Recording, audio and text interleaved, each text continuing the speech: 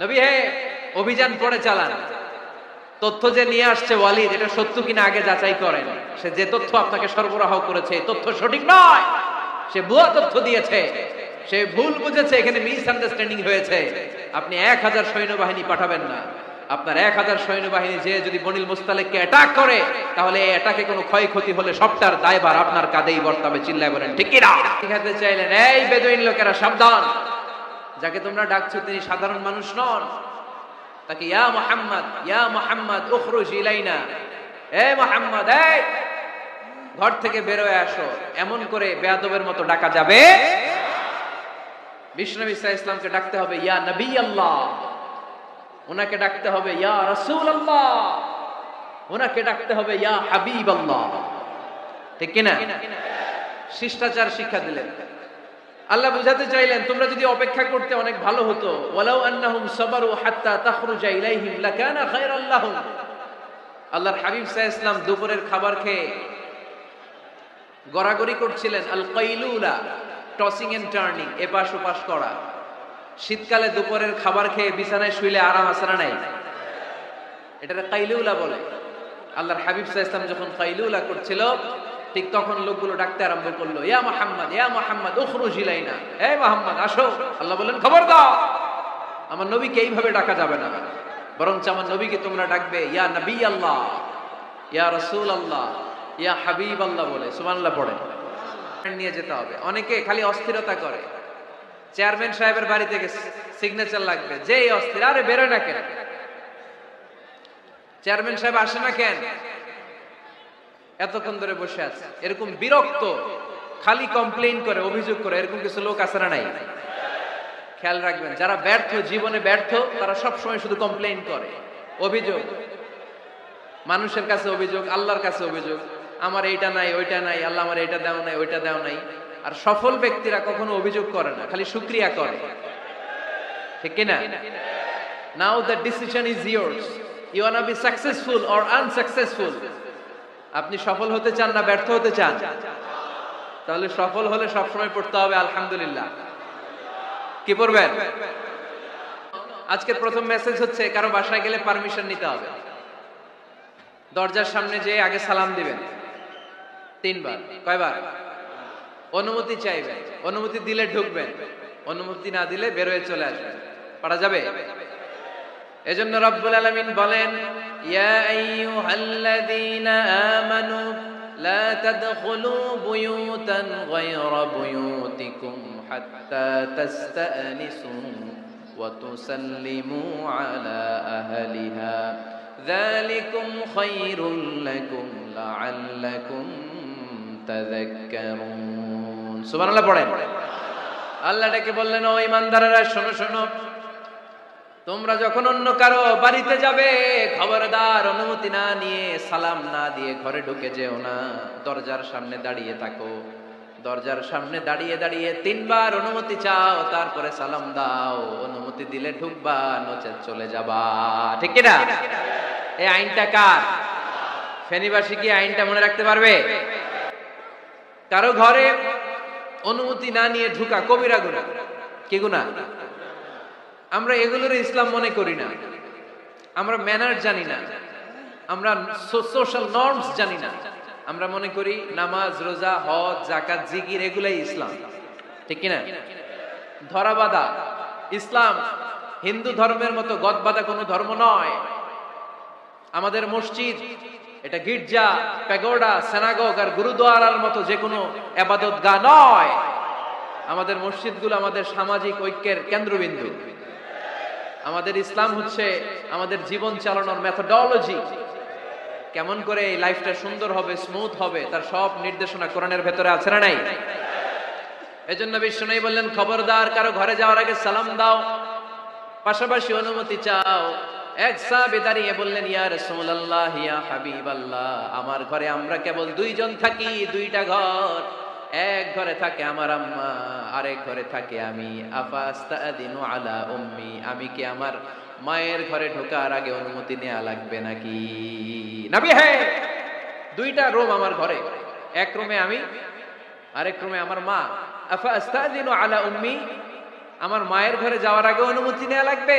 আনা খাদিমুহা, আমি তো তার খেদমত করি, মায়ের ঘরে যাইতে অনুমতি লাগবে? বিশ্বনবী বললেন নাম ইস্তাআদিন আলাইহা, হ্যাঁ অবশ্যই মায়ের ঘরে ঢোকার আগে অনুমতি নিয়ে ঢুকবা। সুবহানাল্লাহ পড়বেন না? সাহাবী বললেন ইয়া রাসূলুল্লাহ, তিনি তো আমার মা, অনুমতি লাগবে কেন? বিশ্বনবী বললেন আতুহিব্বু আন তারাহা উরিয়ানাতান, ও সাহাবী তুমি কি তোমার মাকে উলঙ্গ দেখতে পছন্দ করো নাকি? সাহাবী বললেন না, কশিন কালেও নয়, আমি কখনো আমার মারে উলঙ্গ অবস্থায় দেখতে পছন্দ করব না। বিশ্বনবী বললেন তাহলে অবশ্যই অনুমতি নিয়ে ঢুকবা।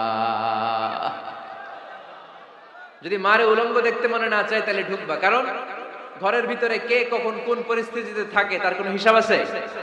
এজন্য সালাম দিবেন, নক করবেন, অনুমতি চাইবেন, তখন নিজেকে নিজে ভিতরে যারা আছে মহিলা হোক পুরুষ হোক সামলে নিবে, গুছিয়ে নিবে, তারপরে আপনাকে ঢুকার ব্যবস্থা করে দিবে, ঠিক কিনা?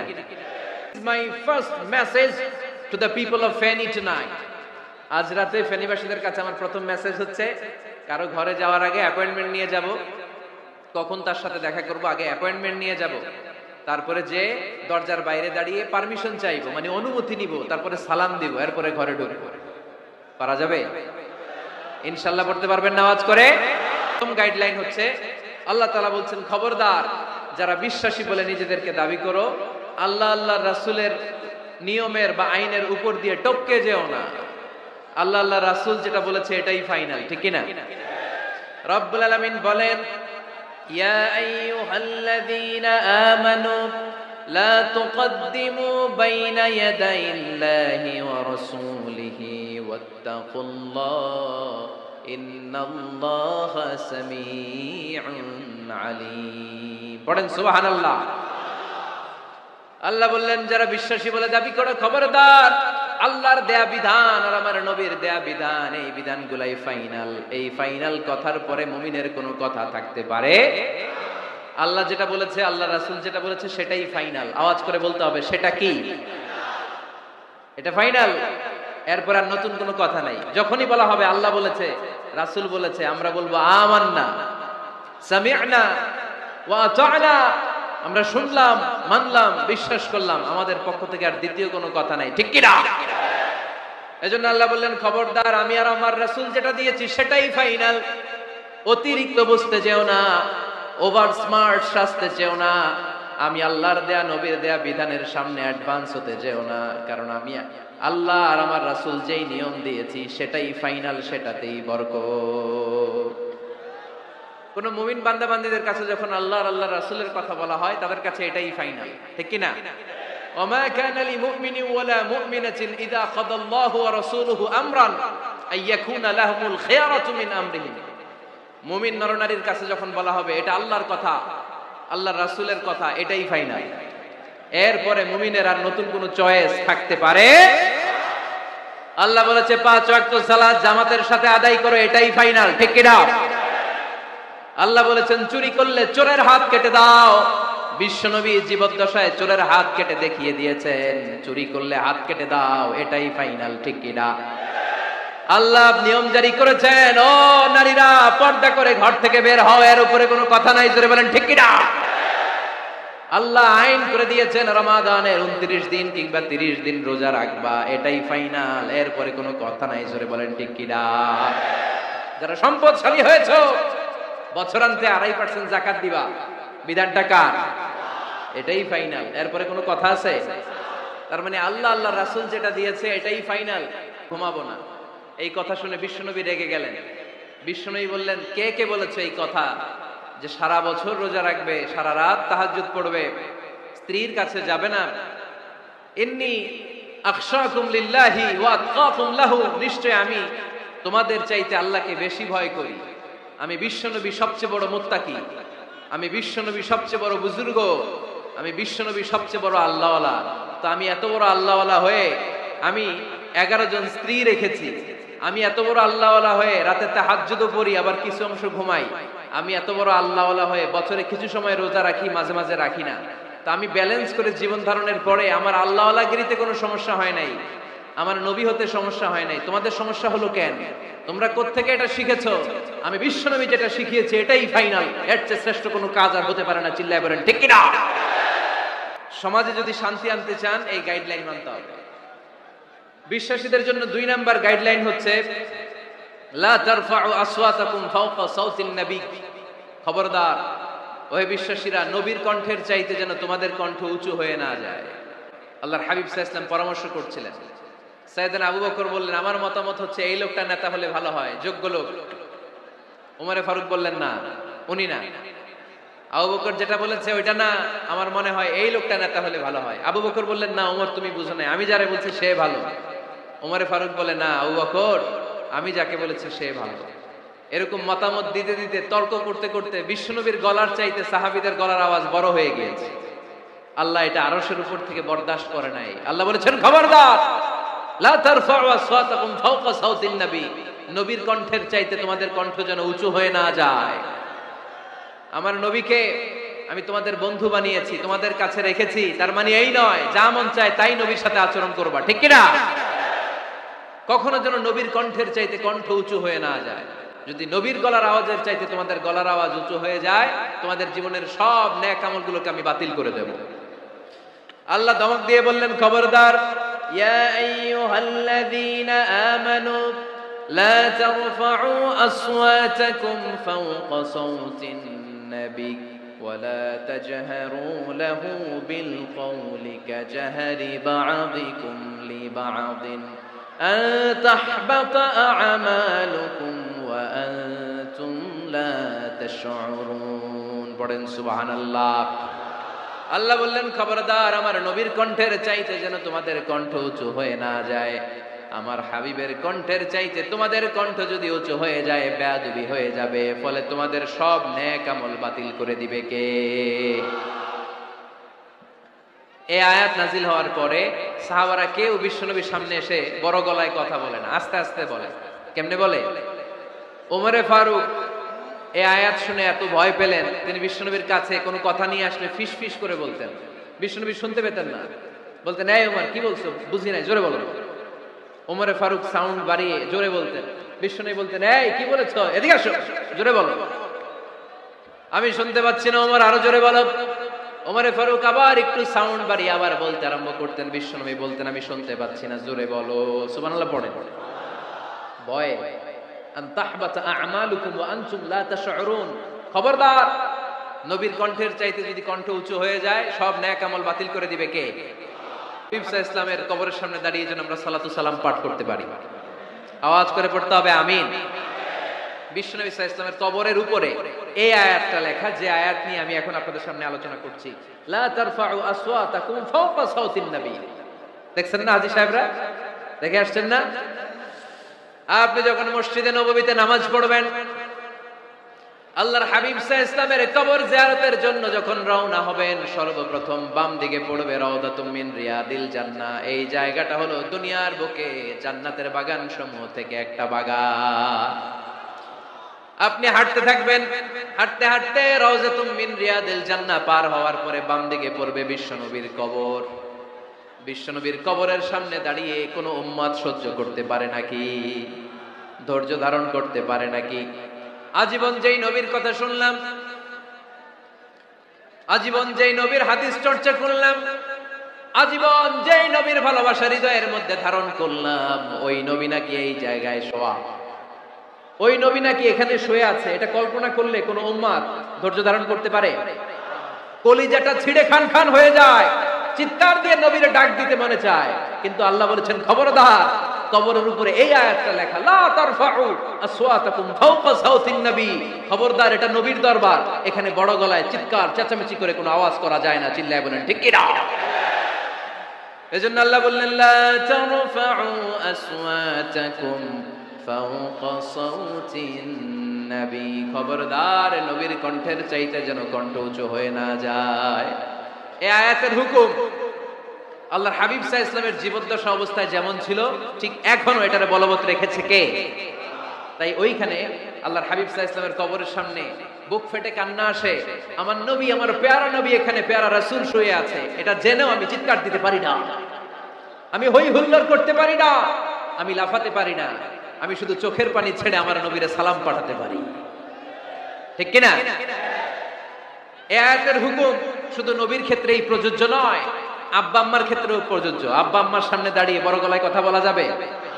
উস্তাদ আল আসাতিজা যারা আমাদেরকে শিখিয়েছেন তাদের সামনে বড় গলায় কথা বলা যাবে না। আধ্যাত্মিক গুরু, ইসলামী আন্দোলনের নেতা, ধর্মীয় নেতা, ওনাদের সামনেও চোখ রাঙিয়ে কথা বলা যাবে না। চিল্লায় বলেন ঠিক কিনা? লা তারফাউ আসওয়াতাকুম ফাওকা সাওতিন নবী। আদব নাই সমাজে, আদব নাই, এজন্য এত মহা সমস্যা। তাহলে প্রথম মেসেজ হচ্ছে আল্লাহ আল্লাহর হাবিব যা বলেছেন ওইটাই ফাইনাল, ওইটার উপরে কোনো কথা আছে? দ্বিতীয় মেসেজ হচ্ছে নবীর দরবারে দাঁড়িয়ে বড় গলায় কথা বলা যাবে। 3 নম্বরে আল্লাহ বললেন ইয়া আইয়ুহাল্লাযীনা আমানু ইন জাআকুম ফাসিকুম বিনাবাইন ফাতাবায়ানু। ও বিশ্বাসীরা, ও ঈমানদার বান্দারা, তোমাদের সামনে যদি কোনো পাপাচারী, কোনো ফাসিক যদি কোনো খবর নিয়ে আসে, খবরটা বিশ্বাস করার আগে যাচাই করে নিও। ইয়া রাসূলুল্লাহ, ওরা তো মনে হয় কাফের হয়ে গিয়েছে, যাকাত প্রদান করা তো দূরের কথা, মারার জন্য সৈন্যবাহিনী নিয়ে অ্যাটাক করেছে। বিশ্বনবী রেগে গেলেন। খালিদ বিন ওয়ালিদের নেতৃত্বে 1000 সৈন্যবাহিনী পাঠিয়ে বললেন, যাও বনিল মুস্তালিক অ্যাটাক করো, বনিল মুস্তালিকে অভিযান চালাও। আল্লাহ বললেন, নবী অভিযান করে চালান। ইন জাআকুম ফাসিকুম বিনাবাইন ফাতাবায়ানু। সুবহানাল্লাহ পড়েন। নবী হে, অভিযান করে চালান। তথ্য যে নিয়ে আসছে ওয়ালিদ, এটা সত্য কিনা আগে যাচাই করেন। সে যে তথ্য আপনাকে সরবরাহ করেছে তথ্য সঠিক নয়, সে ভুয়া তথ্য দিয়েছে, সে ভুল বুঝেছে, এখানে মিস আন্ডারস্ট্যান্ডিং হয়েছে। আপনি 1000 সৈন্যবাহিনী পাঠাবেন না। আপনার 1000 সৈন্যবাহিনী যে যদি বনিল মুস্তালিককে অ্যাটাক করে, তাহলে এই অ্যাটাকে কোনো ক্ষয়ক্ষতি হলে সবটার দায়ভার আপনার কাঁধেই বর্তাবে। চিল্লায় বলেন ঠিক কি না? কে যাচাই বাছাই করার দরকার আছে না নাই? আছে। আপনার বন্ধু এসে বলল, আরে দোস্ত তুমি এইখানে, ভাবিরে তো দেখলাম বাজারে আরেক লোকের সাথে ঘুরতেছে। আপনি রেগে মেগে আগুন, অফিস থেকে বাসায় যায় বউরে কিল, আইজমায়ের কাইলোমাই, এরকম হতে পারে না? আপনার বন্ধু হয়তো আপনার ওয়াইফের মতো আরেকজন মহিলাকে দেখেছে, এটা হতে পারে কি পারে না? আপনার ওয়াইফকে জিজ্ঞেস করেন নাই, ক্রস চেক করেন নাই, না করে আপনি ঝগড়া মারামারি শুরু করে দিয়েছেন। এই ছোট্ট ঝগড়া থেকে বিচ্ছেদের দিকে, ডিভোর্সের দিকেও যেতে পারে। এরকম আছে না নাই? এরকম অনেক ভুরি ভুরি কেস আমাদের কাছে আছে। নিউজ যাচাই না করে, গুজব আর রুমর যাচাই না করে সিদ্ধান্ত নিয়েছে, পরে মাথার মধ্যে চাপড়ায়, নিজের কপালে নিজে চাপড়ায়। এরকম আছে না নাই? তাহলে আল্লাহ তাআলার দেয়া 3 নাম্বার গাইডলাইন হচ্ছে, কোন তথ্য শুনেই বিশ্বাস করা যাবে না, আগে যাচাই করতে হবে। আওয়াজ করে বলেন, আগে কি করতে হবে? যাচাই করতে হবে। যাচাই। 4 নাম্বার গাইডলাইন আল্লাহ দিলেন, ইয়া আইয়ুহাল্লাযীনা আমানু লা ইয়াসখার কওমুম মিন কওম। খবরদার আমার বিশ্বাসী বান্দারা, আমার ঈমানদার বান্দারা, কেউ কোনোদিন কাউরে ঠাট্টা বিদ্রূপ করে না। সুবহানাল্লাহ পড়েন। মুমিন বান্দা কাউকে ঠাট্টা করতে পারে, বিদ্রূপ করতে পারে না। আমাদের জিহ্বা আছে বলে আমরা যা ইচ্ছা তাই বলতে পারি। কথা বলেন না কেন? আমাদের কান আছে বলে কান দিয়ে আমরা যা মনে চাই তাই শুনতে পারি। যেন কানে শুনি সদা তোমার কালাম, হে খোদা, চোখে যেন দেখি শুধু কোরআনের আয়াত। শোনো আমার মুনাজাত, শোনো শোনো ইয়া ইলাহি আমার মুনাজাত, শোনো আমার মুনাজাত। সবাই আওয়াজ করে পড়েন আমিন। আকৃতি নিয়ে খোঁটা দেয়া, ঠাট্টা করা, এটা স্বয়ং আল্লাহর সাথে ঠাট্টা করা শামিল, ঠিক কিনা? কারণ নাক যদি ছোট হয়, এর কয় বোচা, তো নাক বোচা। ফেনীতে আপনারা কি বলেন? হ্যাঁ, তো এই যে যার নাক বোচা হইছে, ও কি নিজে বানাইছে? যার নাক খাড়া, এটা বানাইছে কে? যে কালো, বানাইছে কে? সাদা শুভ্র, বানাইছে কে? তার মানে কারো আকৃতি নিয়ে যদি আপনি ঠাট্টা করেন, স্বয়ং আল্লাহর সাথে ঠাট্টা করলেন। কারণ কেউ কারো চেহারা বানানোর দায়িত্ব পায় নাই। মাতৃ গর্ভে থাকতেই আমাদের চেহারার আকৃতিগুলো দান করেছে কে? হুয়াল্লাযী ইউসাউইরুকুম ফিল আরহামি কাইফা ইয়াশা, লা ইলাহা ইল্লা হুয়াল আজিজুল হাকীম। তিনি এমন সত্তা তোমরা যখন তোমাদের মায়ের পেটের ভেতরে ছোট্ট একটা ভ্রূণ কণা ছিলা, তখনই তোমাদের চেহারার আকৃতি দিয়েছে কে?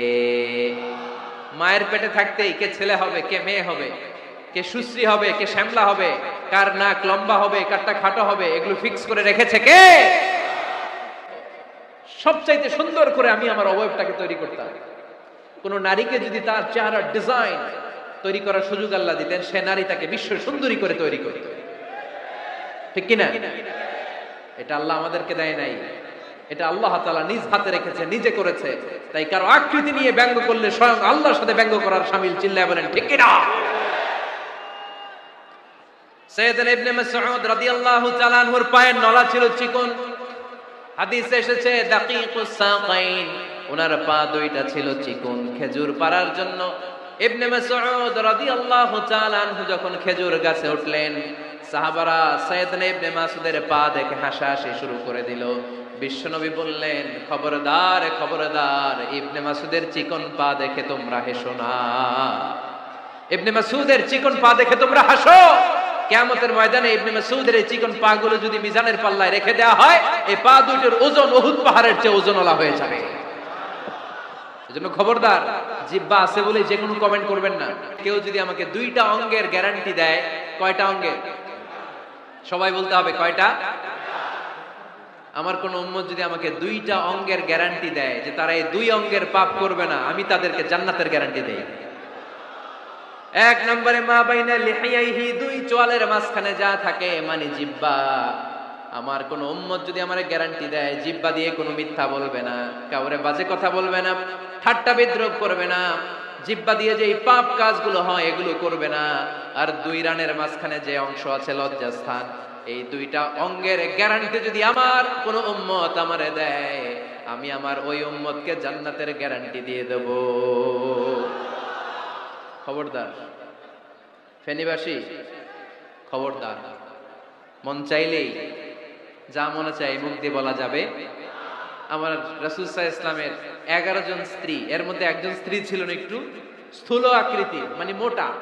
কি ছিলেন জানেন? ওই স্ত্রীর নাম কি? সফিয়া। কি নাম? সফিয়া বিনতে হুয়াই ইবনে আখতাব। উনি আল্লাহর হাবিব সাল্লাল্লাহু আলাইহি ইসলামের সব স্ত্রীদের মধ্যে থেকে একটু স্থূলকার ছিলেন, একটু ফেটি ছিলেন, মোটা ছিলেন। আম্মা জান আয়েশা একবার ওনার প্রতি রেগে আল্লাহ রাসূল সাল্লাল্লাহু আলাইহি ইসলামের কাছে বিচার দিলেন যে আপনার মুটি বউ, মুটকি বউ। আল্লাহর হাবিব সাল্লাল্লাহু আলাইহি ইসলাম এই কথা শুনে রেগে গেলেন। আয়েশা, এটা তুমি কি বললা? তুমি সফিয়ারে মুটি বলে গালি দিলা। লাকাদ কুলতিলা কালিমাতান লাউ মুজিজাতু লা মাসাজাতিল বাহর। আয়েশা, তুমি এমন একটা কথা সফিয়ার শানে বলেছো, এই কথাটাকে যদি সাগরের মধ্যে ঢেলে দেওয়া হয়, এই কথাটার তিক্ততা আর পঙ্কিলতা পুরো সাগরের নীল পানিকে মুহূর্তে কালো করে দিবে। এজন্য খবরদার, জিহ্বা সামলান। সাহাবারা রাদিয়াল্লাহু তাআলা আনহু আজমাইন, ওনারা জিহ্বা ধরে মাঝে মধ্যে জিহ্বার মধ্যে বাড়ি দিতেন আর কাঁদতেন আর বলতেন, জিহ্বা, তোর কারণে কিয়ামতের দিন আমরা আল্লাহর কাছে ধরা খেয়ে যাব। মুমিন চাইলেই এই মুখ দিয়ে যা মনে চায় বলতে পারে।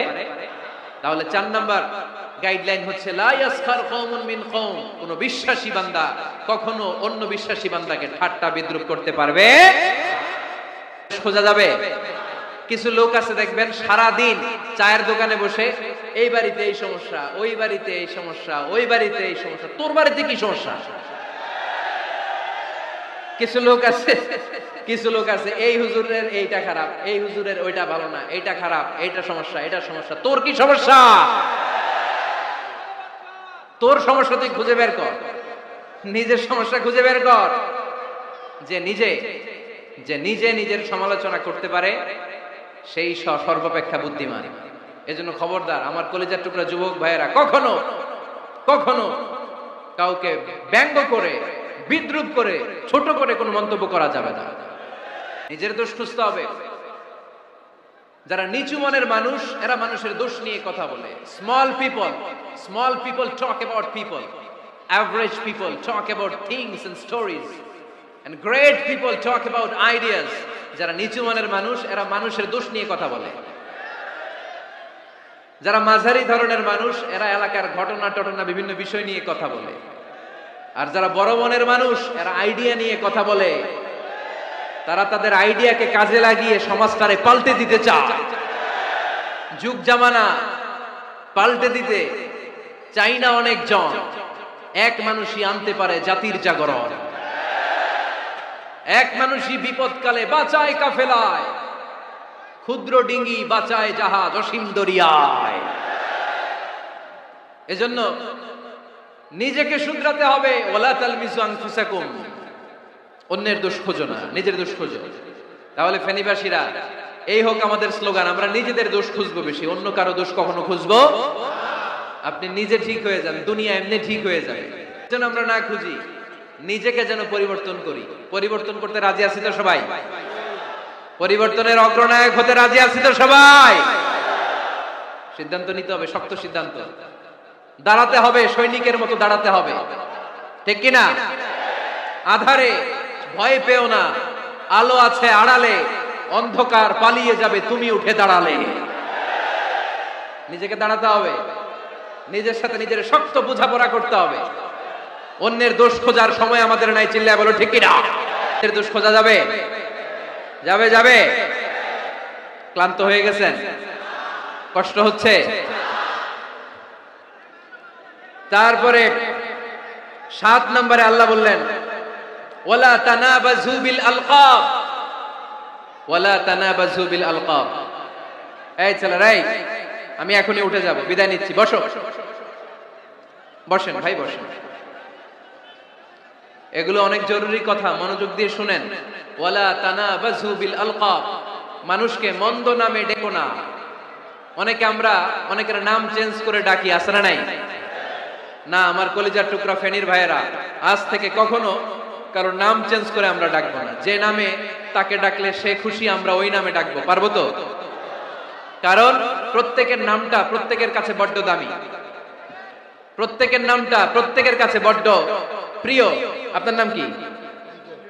লিটন ভাই, মাউল হক লিটন ভাই। আপনার কাছে মনে হইতে পারে আরে লিটন একটা নাম হইলো, তো কত আছে আমাদের এলাকায়। না, এলাকায় অনেক আছে ঠিক, কিন্তু লিটন ভাইয়ের কাছে লিটন নামটা খুব আদরের, যত্নের, ঠিক কিনা? আমার নাম কি? আমার নাম মিজান। আরে মিজান একটা নাম হইলো নাকি? কত নাম আছে মিজান, এলাকার সিপাই পড়ে আছে। এটা ঠিক, অনেক নাম আছে মিজান নামে, কিন্তু যেহেতু এটা আমার নাম, আমার কাছে এই নামটা বড় দরদের, বড় যত্নের, বড় আদরের।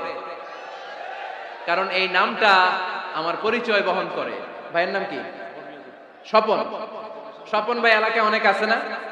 তো সিম্পল একটা নাম, কিন্তু না, স্বপন মিয়াজি ভাইয়ের কাছে এটা সিম্পল না, এই নামটা ওনার কাছে বড় যত্নের। মানুষ তার নাম খুব পছন্দ করে নিজের নামের, কারণ দেখবেন কাগজ আর কলম পাইলে সবাই নিজের নাম লেখে, খালি নিজের নামের সিগনেচার দেয়, আছে না নাই?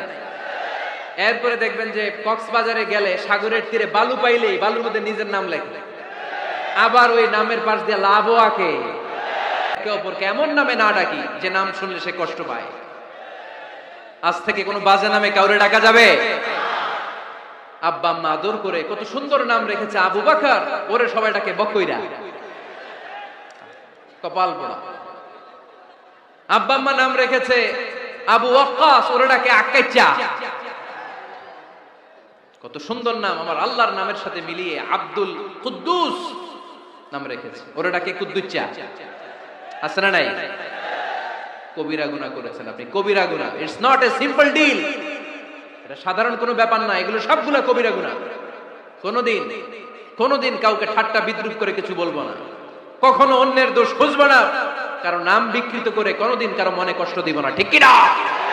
আল্লাহ বললেন ইয়া আইয়ুহাল্লাযীনা আমানু ইজতানিবু কাসীরাম মিনাল যান্নি ইন্না বা'দায-যান্নি।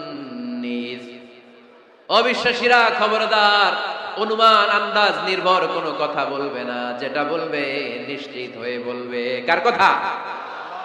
অনুমান নির্ভর কোনো কথা, আন্দাজ নির্ভর কোনো কথা কোনো মুমিন বলতে পারে? আমার কথা বোঝা যায়? হ্যাঁ ফেনীবাসী, কথা বোঝা যায়? ফেনী না হেনি? হ্যাঁ, আর বাড়ি হেনি, আইসাই রেনি রেনি। আপনারা কি ডাকেন, ফেনী না হেনি? 64 জেলায় সুজলা সুফলা শস্য শ্যামলা, ঠিক কিনা? 64 জেলা নিয়ে আমার এই বাংলাদেশ, প্রত্যেক জেলায় আমাদের সৌন্দর্য আছে না নাই? এক এক জেলার ভাষার সাথে আরেক জেলার ভাষার কোনো মিল। সিলেটে ছিল আমার গতকাল মাহফিল, তা আমি জিজ্ঞেস করছি ভাই সাহেব সীতাখররা আপনারা বালা আসেননি? তো মহা খুশি, কারণ ওদের ভাষায় কথা বলেছি, ওরা ওদের ভাষাটারে বড্ড ভালোবাসে। আমরা প্রত্যেকে আমাদের প্রত্যেকের জেলাটারে বড্ড পছন্দ করি, ঠিক কিনা?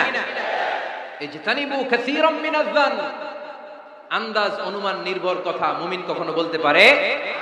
এজন্য আল্লাহর হাবিব বললেন ইয়াকুম ওয়াজ-যান ফাইন্নাজ-যান্না কাযাবুল হাদিস, খবরদার তোমাদের উচিত আন্দাজ অনুমান নির্ভর কথা থেকে বেঁচে থাকা, কেননা অনুমান করে কথা বললে পাপ হয়। অনুমান করে কথা বললে কি হয়? আজকে থেকে আমার ফেনীর সোনার টুকরারা অনুমান করে আন্দাজে কোনো কথা বলবো আমরা? বলবো? অলওয়েজ কি? এই যে আমার হাতে কি দেখা যায়? পানির বোতল, তাই না? এখানে অর্ধেক পানি ভরা আছে। কাউকে যদি প্রশ্ন করি ভাই কি দেখতে পাচ্ছেন, একদল বলবে এখানে অর্ধেক বোতল খালি দেখা যায়। উত্তরটা সঠিক, আসলে বোতলের অর্ধেক খালি।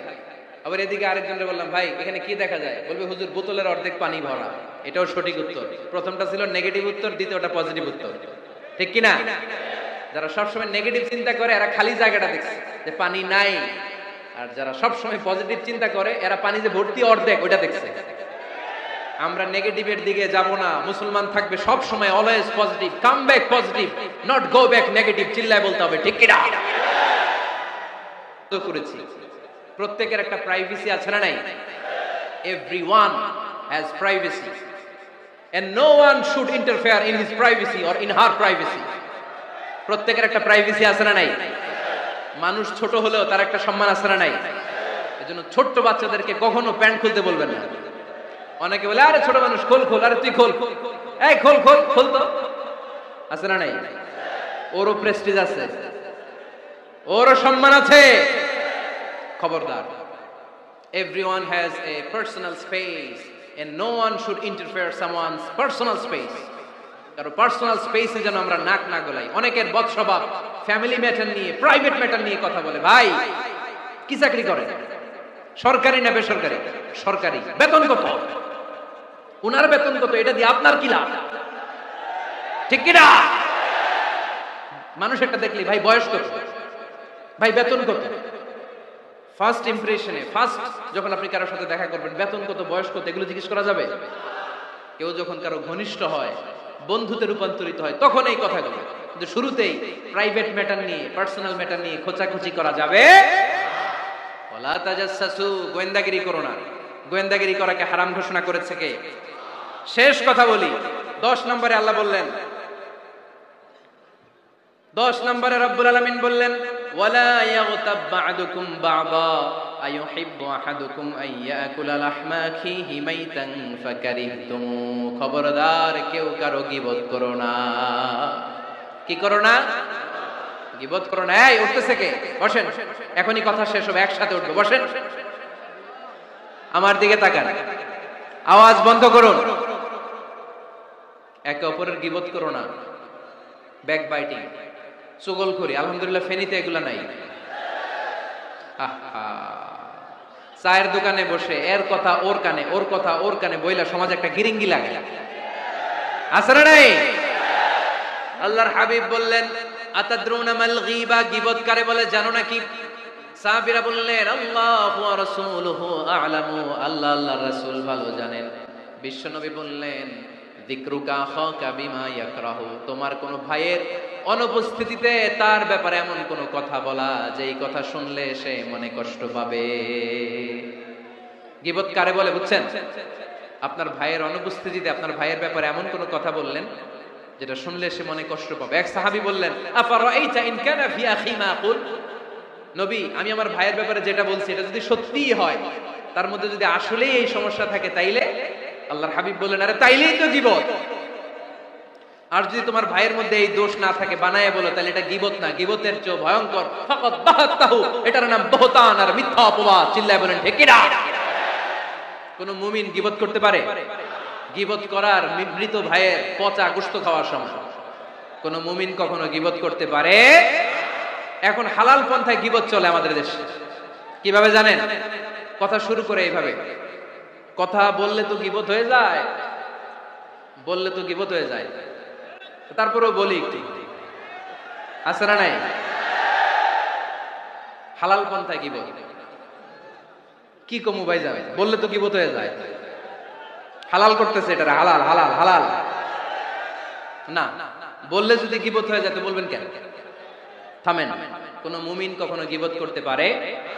মেরাজের রাতে আল্লাহর হাবিব সাল্লাল্লাহু আলাইহি ওয়াসাল্লাম দেখলেন কিছু লোক লাহুম আযফারুম মিন নুহাস, তামার আগুন দিয়ে নখ বানানো, নখর ধারালো, ইয়াখদাশুনা বিহি উজুহাহুম ওয়া সুদুরাহুম, তারা তাদের নখ দিয়ে জাহান্নামে নিজের গালের গোশতগুলো, বুকের গোশতগুলো ছিঁড়ে ছিঁড়ে খাচ্ছে, আর তাদের ব্যথা যন্ত্রণা দেখে পুরো জাহান্নামের অন্য লোকরা থারথার করে কাঁপছে।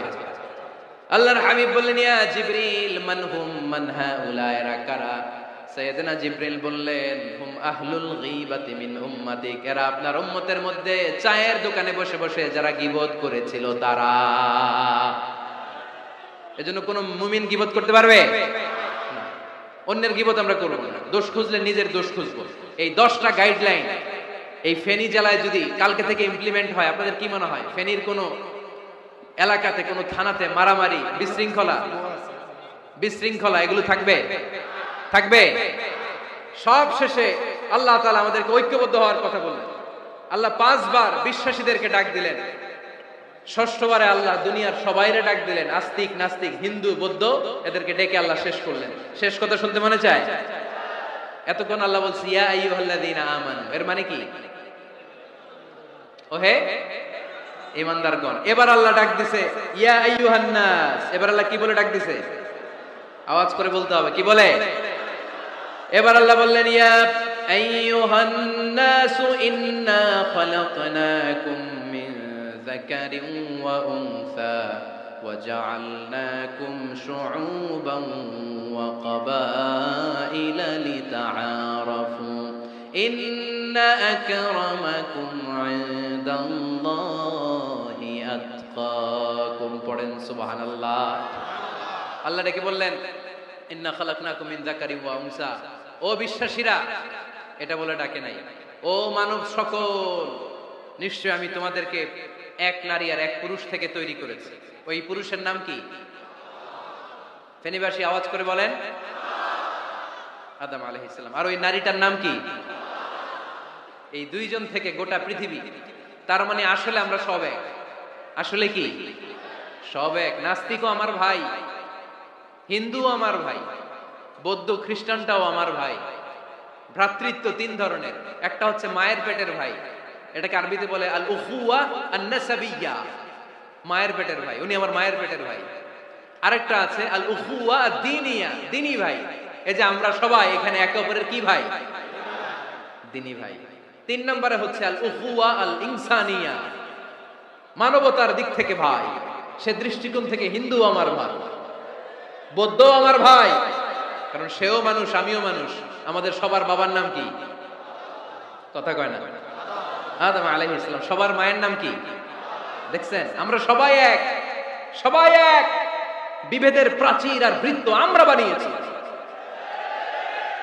ইসলাম ধর্ম, বর্ণ, জাতীয়তাবাদ এগুলোর বাইরে যে এক বিশাল ব্রড মাইন্ডেড রিলিজিয়ন, যেখানে আলাদা আলাদা বৃত্ত টানে নাই। আমরা ধর্ম, বর্ণ, ভাষা, জাতীয়তা এগুলোকে সামনে এনে আলাদা আলাদা পরিচয়ের বৃত্ত বানিয়েছি। আমরা বানিয়েছি শ্বেতাঙ্গ আর কৃষ্ণাঙ্গের পার্থক্য। আমরা করেছি আরব অনারবের বিভাজন। আমরা করেছি ব্রাহ্মণ আর শূদ্রের জাত প্রথা। ইসলামে কোনো জাত প্রথা নাই, শ্বেতাঙ্গ কৃষ্ণাঙ্গের পার্থক্য নাই, প্রেসিডেন্ট কুলিওয়ালা ঠেলাওয়ালার কোনো পার্থক্য আল্লাহর সামনে নাই। চিল্লায় বলো ঠিক কিনা? তার পাশে রিকশাওয়ালাও নামাজে দাঁড়ায়, তার পাশে শিক্ষকও নামাজে দাঁড়ায়, তার পাশে ব্যবসায়ী ভাই নামাজে দাঁড়ায়, তার পাশে ছোট্ট ছেলেটাও নামাজে দাঁড়ায়। আল্লাহর সামনে গোটা সব বিশ্বের মানুষগুলোরে এক কাতারে দাঁড় করিয়ে দিয়েছে কে? কোনো পার্থক্য নাই। এই পার্থক্য, বিভেদের প্রাচীর আমরা ভেঙেছি। এই বিভেদের প্রাচীরকে ভেঙে গুড়িয়ে দিতে হবে। আমরা মানুষকে মানুষ হিসেবে কনসিডার করি না। দেখলেই বলি কোন দল করেন, দেখলেই বলি কোন পীরের মুরিদ, দেখলেই বলি কোন দল করেন। না না, সবার আগে পরিচয় হচ্ছে আমরা সবাই মানুষ। বাবার নাম আদম, মায়ের নাম হাওয়া। আর আমাদের মধ্যে সবচেয়ে বড় পরিচয় হচ্ছে আমরা মুসলিম। এখানে আমি মুসলিম ছাড়া আর কাউকে দেখতে পাচ্ছি না, সব মুসলিম।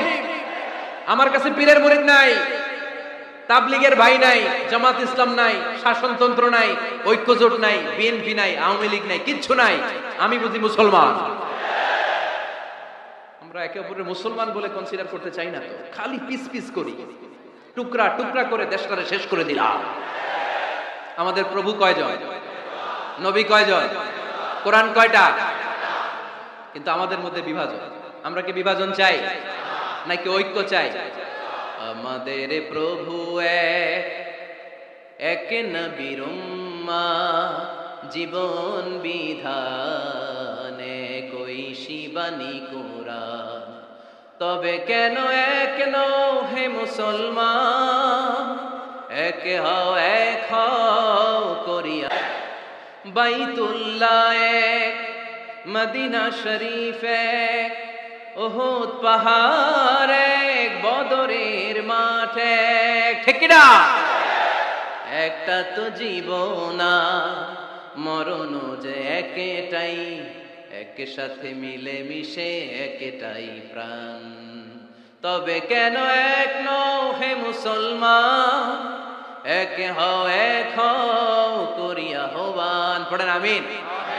বিভেদের প্রাচীর আর দেয়ালকে ভেঙে দেওয়ার জন্য এই যুবক ছেলেগুলাই যথেষ্ট, ঠিক কিনা? সুদ মুক্ত করার জন্য, যৌতুক মুক্ত করার জন্য আমার ফেনীর কলিজার টুকরা যুবকেরাই যথেষ্ট।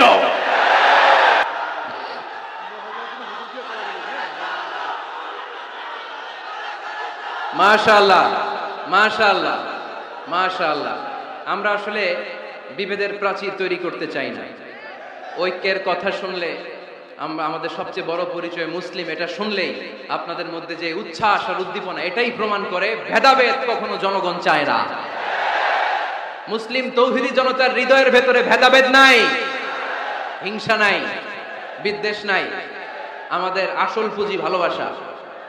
আমাদের আসল পুঁজি কি?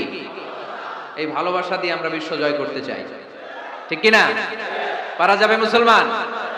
আর যে 10টা গাইডলাইন, 10টা মেসেজ আজকে শেয়ার করলাম, এগুলো মানা যাবে তো? অনেক বোনেরা এসেছে, আমার বোনেরা, আমি তো দেখতে পাচ্ছি একেবারে ওই রাস্তা পর্যন্ত, এইদিকে অনেক পেছন পর্যন্ত, এইদিকে অনেক ভাইরা। বিশাল জনসমুদ্রের আজকের এই আয়োজন। স্কুল মাঠ পুরোটাতে মহিলারা বসেছে। নারীদের জন্য একটাই কথা, 5 ওয়াক্ত সালাত জামাতের সাথে পড়বেন, রমাদানের রোজা রাখবেন, নিজের লজ্জাস্থানের হেফাজত করবেন, স্বামীর আনুগত্য করবেন। এই 4টা কাজ কোনো নারী করলে ওই নারীর জন্য 8টা